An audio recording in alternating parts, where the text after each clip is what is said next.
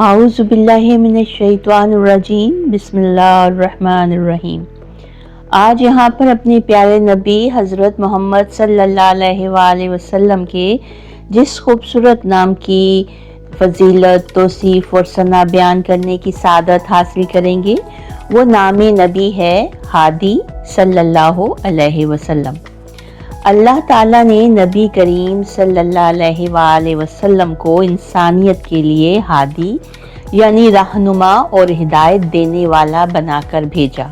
हादी का मतलब है रहनुमाई करने वाला, सीधे रास्ते की तरफ बुलाने वाला और अंधेरों से रोशनी की तरफ ले जाने वाला। नबी करीम सल्लल्लाहु अलैहि वसल्लम की सीरत तैयबा को देखें तो हर पहलू में यही सिर्फ नुमाया नज़र आती है। आप सल्लल्लाहु अलैहि वसल्लम ने अरब के जाहिल माशरे को हिकमत, इल्म, इखलाक और हिदायत की रोशनी अता फरमाई और एक ऐसा तमद्दन कायम किया जो आज भी दुनिया के लिए मशअल राह है। कुरान करीम में अल्लाह ताला इरशाद फरमाते हैं, सूरतुल शूरा आयत नंबर 52, और बेशक आप सीधे रास्ते की हिदायत देते हैं। ये ऐलान इस बात की दलील है कि आप सल्लल्लाहु अलैहि वसल्लम की दी हुई हिदायत ही असल फलाह की राह है।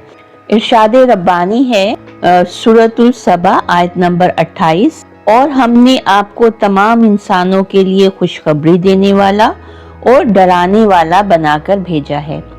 आप सल्लल्लाहु अलैहि वसल्लम की हिदायत किसी एक कौम या नस्ल के लिए नहीं बल्कि तमाम इंसानों के लिए थी, इसीलिए आप हादिए आलम हैं। नबी करीम सल्लल्लाहु अलैहि वसल्लम की हिदायत आखिरी और कामिल हिदायत है। आपकी तालीमात के बाद किसी और हिदायत की ज़रूरत बाकी नहीं रही, क्योंकि अल्लाह ताला ने आप सल्लल्लाहु अलैहि वसल्लम की शरीयत को मुकम्मल कर दिया। इरशाद रब्बानी है सूरत माइदा आयत नंबर 3, आज मैंने तुम्हारे लिए तुम्हारा दीन मुकम्मल कर दिया और अपनी नेमत तुम पर पूरी कर दी। नबी करीम सल्लल्लाहु अलैहि वसल्लम की पूरी ज़िंदगी लोगों को हिदायत देने और गुमराही से निकालने में गुजरी। आप सल्लल्लाहु अलैहि वसल्लम की रहमत, सब्र और हिकमत ने वो दिल भी जीत लिए जो आपके बदतरीन दुश्मन थे। एक ऐसा ही वाक़या हज़रत समामा बिन असाल रज़ी अल्लाह ताला अन्हा के कबूल इस्लाम का है। समामा बिन असाल यमामा के रईस और कबीला बनु हनीफा के सरदार थे।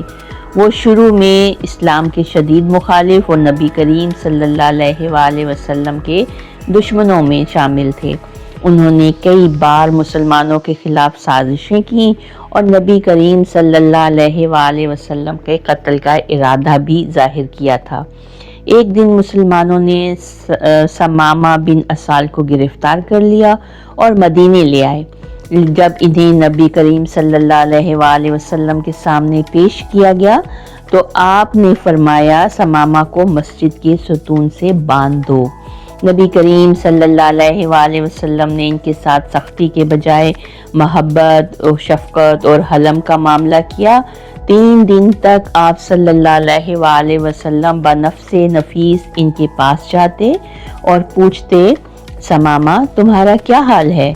समामा ने कहा, ए मोहम्मद सल्लल्लाहु अलैहि वसल्लम, अगर तुम मुझे कत्ल करोगे तो एक बड़े आदमी को कत्ल करोगे, अगर एहसान करोगे तो एक शुक्रगुजार को आज़ाद करोगे, और अगर माल चाहते हो तो जितना कहोगे दे दूंगा। नबी करीम सल्लल्लाहु अलैहि वसल्लम ने 3 दिन तक इन्हें मस्जिद नबवी में रखा ताकि वो इस्लाम और मुसलमानों के इखलाक को करीब से देख सकें।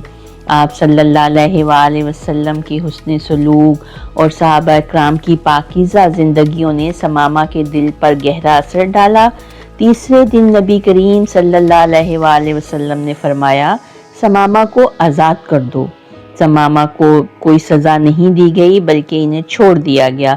जैसे ही वो मस्जिद नबवी से बाहर निकले, करीबी बाग में गए, गुस्ल किया और फ़ौरन वापस आकर नबी करीम सल्लल्लाहु अलैहि वसल्लम के सामने खड़े हो गए और कहा, अशहदु अन ला इलाहा इल्लल्लाह व अशहदु अन्ना मुहम्मदन रसूलुल्लाह।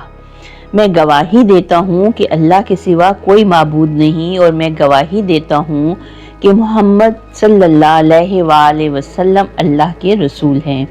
پھر ثمامہ نے کہا، اے اللہ کے رسول، خدا کی قسم روئے زمین پر کوئی چہرہ مجھے آپ کے چہرے سے زیادہ ناپسندیدہ نہیں تھا، لیکن آج آپ کا چہرہ میرے نزدیک سب سے محبوب ہو گیا ہے۔ خدا کی قسم روئے زمین پر کوئی دین مجھے آپ کے دین سے زیادہ ناپسند نہ تھا، لیکن آج یہ سب سے زیادہ محبوب ہو گیا ہے۔ خدا کی قسم روئے زمین پر کوئی شہر مجھے آپ کے شہر سے زیادہ ناپسندیدہ نہ تھا، لیکن آج یہ سب سے زیادہ محبوب ہو گیا ہے۔ پھر انہوں نے کہا، یا رسول اللہ، میں مکہ جا رہا تھا عمرہ کے لیے، مگر اب میں اللہ اور اس کے رسول کے حکم کے مطابق عمرہ کروں گا۔ ثمامہ جب مکہ پہنچے تو قریش نے ان سے کہا، کیا تم نے اپنا دین بدل لیا؟ ثمامہ نے جواب دیا، نہیں، میں نے وہ دین قبول کیا ہے جو حق ہے، اور سن لو، اللہ کی قسم جب تک نبی کریم صلی اللہ علیہ وآلہ وسلم اجازت نہ دیں، یمامہ سے مکہ میں ایک دانہ بھی غلہ نہیں آئے گا۔ یہ اعلان سن کر قریش گھبرا گئے، کیونکہ یمامہ مکہ کا سب سے بڑا غلہ فراہم کرنے والا علاقہ تھا۔ انہوں نے نبی کریم صلی اللہ علیہ وآلہ وسلم سے سفارش کی کہ ثمامہ کو قریش کے لیے غلہ بھیجنے کی اجازت دی جائے، اور نبی کریم صلی اللہ علیہ وآلہ وسلم نے اجازت دے دی۔ نبی کریم صلی اللہ علیہ وآلہ وسلم کی ہدایت صرف ظاہری تعلیمات تک محدود نہیں تھی، بلکہ آپ نے اپنے اہل بیت کو تقوی، عدل، صبر، علم اور قرب الہی کا اعلیٰ ترین نمونہ بنایا۔ حضرت علی کرم اللہ وجہ کو نبی کریم صلی اللہ علیہ وآلہ وسلم نے باب العلم یعنی علم کا دروازہ کہا۔ وہ نبی کریم صلی اللہ علیہ وآلہ وسلم کی ہدایت کے سب سے بڑے وارثوں میں سے تھے، اسی لیے آپ صلی اللہ علیہ وآلہ وسلم نے فرمایا، میں علم کا شہر ہوں اور علی اس کا دروازہ ہیں۔ حضرت علی رضی اللہ تعالی عنہ نے نبی کریم صلی اللہ علیہ وآلہ وسلم کی ہدایت کے مطابق عدل و انصاف کو خلافت کے دوران اپنا شعار بنایا۔ نبی کریم صلی اللہ علیہ وآلہ وسلم نے اہل بیت کو دنیا کی زینت چھوڑ کر تقوی اور اللہ پر بھروسے کا درس دیا۔ جب حضرت فاطمہ رضی اللہ تعالی عنہ نے گھریلو کام کاج کی سختیوں سے شکایت کی تو نبی کریم صلی اللہ علیہ وآلہ وسلم نے دنیاوی آسائش کے بجائے تسبیحات، سبحان اللہ، الحمدللہ، اللہ اکبر سکھائیں۔ نبی کریم صلی اللہ علیہ وآلہ وسلم نے اہل بیت کو سکھایا کہ حق کے لیے قربانی دینا اصل ہدایت ہے۔ حضرت حسین رضی اللہ تعالی عنہ کی شہادت اسی ہدایت کا عملی نمونہ تھی۔ صحابہ اکرام بھی نبی کریم صلی اللہ علیہ وآلہ وسلم کو صرف ایک نبی نہیں بلکہ سب سے بڑے ہادی اور رہنما کے طور پر مانتے تھے۔ وہ یقین رکھتے تھے کہ آپ صلی اللہ علیہ وآلہ وسلم کی ہر بات، ہر عمل اور ہر فیصلہ انہیں سیدھے راستے پر لے جاتا ہے۔ حضرت ابو بکر صدیق رضی اللہ تعالی عنہ نے فرمایا، محمد صلی اللہ علیہ وسلم اللہ کے سچے رسول اور ہادی ہیں، ہم ان کی بات پر ایمان لاتے ہیں چاہے ہماری عقل نہ سمجھے، کیونکہ ان کی بات اللہ کی طرف سے ہوتی ہے۔ صحابہ اکرام کا ایمان تھا کہ آپ کے ہر حکم میں دنیا اور آخرت کی بھلائی ہے۔ وہ آپ صلی اللہ علیہ وآلہ وسلم کی کسی بات میں شک نہیں کرتے تھے، بلکہ اسے اللہ کی طرف سے ہدایت مان کر فوراً قبول کر لیتے تھے۔ اسی لیے جب حضرت عبداللہ بن مسعود رضی اللہ تعالی عنہ سے کہا گیا کہ تمہارے پاس نبی کریم صلی اللہ علیہ وآلہ وسلم کی بات کے علاوہ بھی کچھ ہدایت ہو سکتی ہے، تو انہوں نے فرمایا، اگر میں نبی کریم صلی اللہ علیہ وآلہ وسلم کی ہدایت چھوڑ کر کسی اور راستے پر چلوں تو کیا میں ہدایت یافتہ رہوں گا؟ صحابہ اکرام نبی کریم صلی اللہ علیہ وآلہ وسلم کو چلتی پھرتی ہدایت سمجھتے تھے۔ ان کا عقیدہ تھا کہ آپ صلی اللہ علیہ وآلہ وسلم کا ہر عمل ہی دراصل ہدایت ہے، اسی لیے وہ آپ صلی اللہ علیہ وآلہ وسلم کی زندگی کو اپنا معیار بناتے تھے۔ حضرت انس بن مالک رضی اللہ تعالی عنہ فرماتے ہیں، ہم نبی کریم صلی اللہ علیہ وآلہ وسلم کی ہر سنت کو اپنی زندگی کا حصہ بنانے کی کوشش کرتے تھے، کیونکہ وہی اصل ہدایت تھی۔ صحابہ کا ماننا تھا کہ آپ صلی اللہ علیہ وآلہ وسلم کی ذات کی برکت سے دنیا میں ہدایت کا نور پھیل گیا۔ جب حضرت سلمان فارسی رضی اللہ تعالی عنہ نے اسلام قبول کیا تو انہوں نے فرمایا، میں ساری زندگی سچائی کی تلاش میں رہا اور آخر کار نبی کریم صلی اللہ علیہ وآلہ وسلم کی ہدایت نے مجھے روشنی دکھا دی۔ صحابہ اکرام نے نبی کریم صلی اللہ علیہ وآلہ وسلم کے بعد بھی یہی عقیدہ رکھا کہ اصل ہدایت وہی ہے جو آپ صلی اللہ علیہ وآلہ وسلم نے دی۔ جب حضرت عمر بن خطاب رضی اللہ تعالی عنہ نے بیت المقدس فتح کیا تو لوگوں نے ان کی تعریف کی۔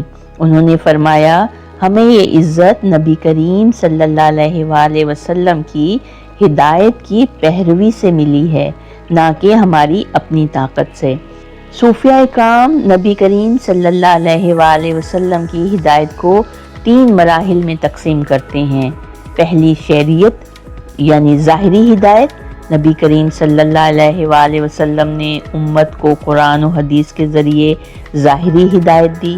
صوفیہ فرماتے ہیں کہ شریعت کے بغیر تصوف بے بنیاد ہے۔ دوسرے مرحلے میں طریقت، روحانی ہدایت، نبی کریم صلی اللہ علیہ وآلہ وسلم کی محبت اور سنت پر عمل سالک کو روحانی ترقی دیتا ہے۔ حضرت شیخ عبد القادر جیلانی فرماتے ہیں، جب تک نبی کریم صلی اللہ علیہ وآلہ وسلم کی اطاعت نہ ہو، باطنی ہدایت ممکن نہیں۔ تیسرا مرحلہ حقیقت یعنی معرفت الہی، نبی کریم صلی اللہ علیہ وآلہ وسلم کی ہدایت کا اعلیٰ ترین مقام اللہ کی معرفت ہے۔ اہل تصوف کا نظریہ ہے کہ نبی کریم صلی اللہ علیہ وآلہ وسلم کی محبت سے ہی انسان اللہ کا قرب حاصل کر سکتا ہے۔